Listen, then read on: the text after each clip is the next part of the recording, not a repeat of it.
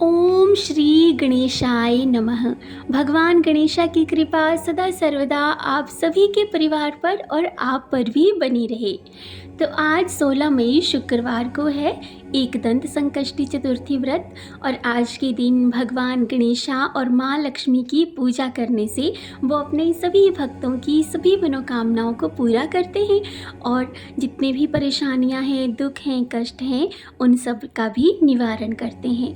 तो आइए सुनते हैं आज हम एकदंत संकष्टी चतुर्थी पर एक बहुत ही मनमोहक कहानी।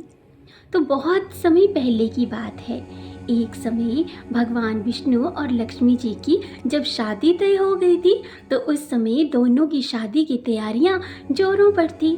सभी देवताओं को निमंत्रण भेजा गया था, लेकिन गणेश जी को तो बुलाया ही नहीं गया। वहीं भगवान विष्णु की तो बारात निकलने का समय हो रहा था।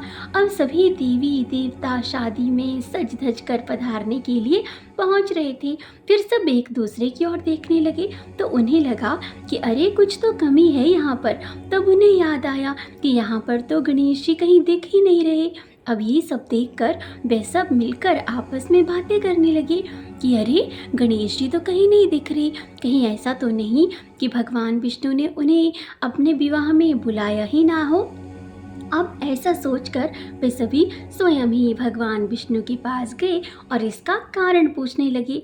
तो भगवान विष्णु के पूछने पर उन्होंने कहा कि उन्होंने गणेश जी के पिता भोलेनाथ महादेव जी को तो न्योता भेजा है। अगर गणेश जी अपने पिताजी के साथ आना चाहते तो आ जाते, भला उन्हें अब अलग से भी बुलाने की क्या ज़रूरत थी। तो वहीं पर किसी ने सुझाव दिया कि अरे कोई बात नहीं, अगर गणेश जी आ भी जाएं तो हम उन्हें दरवाजे पर पहरेदार बनाकर बैठा देंगे कि गणेश जी आप तो घर का ध्यान रखना, और वैसे भी आप तो चूहे पर बैठकर धीरे धीरे चलेंगे तो बारात से तो आप ऐसे भी बहुत ही पीछे रह जाओगे। अब ये सुझाव भी सबको पसंद आया और भगवान विष्णु ने भी उस समय जल्दी जल्दी में हाँ कह दिया। इतने में गणेश जी वहां आ पहुंचे और उन्हें समझा बुझाकर घर की रखवाली करने के लिए बिठा दिया गया। अब बारात चल दी। तब नारद जी ने देखा कि गणेश जी तो दरवाजे पर ही बैठे हुए हैं, तो वे गणेश जी के पास गए और उनके रुकने का कारण पूछा। गणेश जी कहने लगे कि भगवान विष्णु ने तो मेरा बहुत अपमान किया है। नारद जी ने कहा कि आप अपनी ही चूहों की सेना को आगे भेज दें तो वे रास्ता ही खोद देगी, जिससे उनके वाहन जमीन में ही धंस जाएंगे।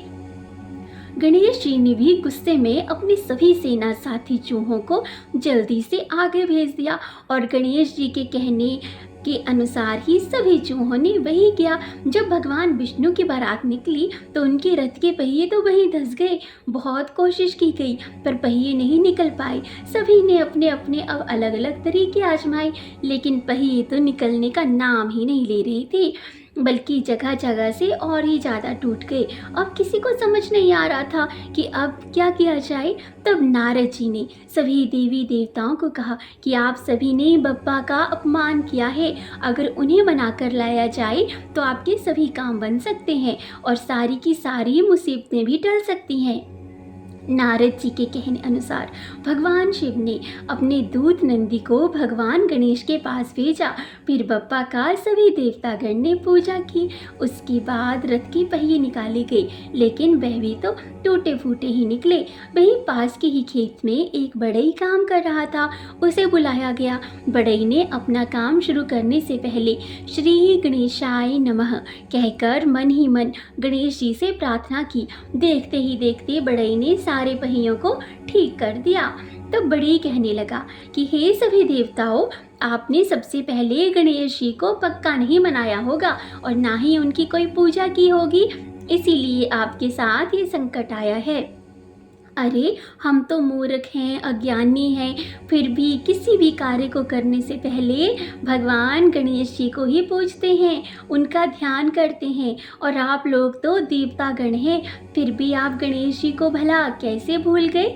अब आप लोग भगवान गणेश जी से प्रार्थना कीजिए और उनसे क्षमा मांगिए, तो आपके आगे के सब काम बन जाएंगे और कोई भी मुसीबत नहीं आएगी।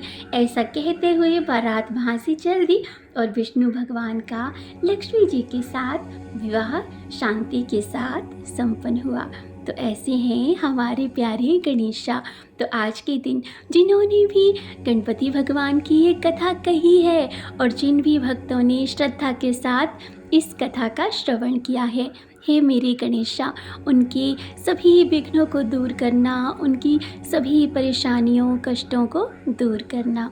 तो इसी के साथ मिलेंगे एक और नए विषय के साथ, किसी मंत्र, स्तोत्र, कहानी, कथा या फिर किसी रोचक जानकारी के साथ। तब तक आप सभी अपना और अपनों का ख्याल रखिए। भगवान गणेशा की कृपा सदा सर्वदा आप सभी पर और आपके परिवार पर सदैव बनी रहे। जय श्री गणेशा।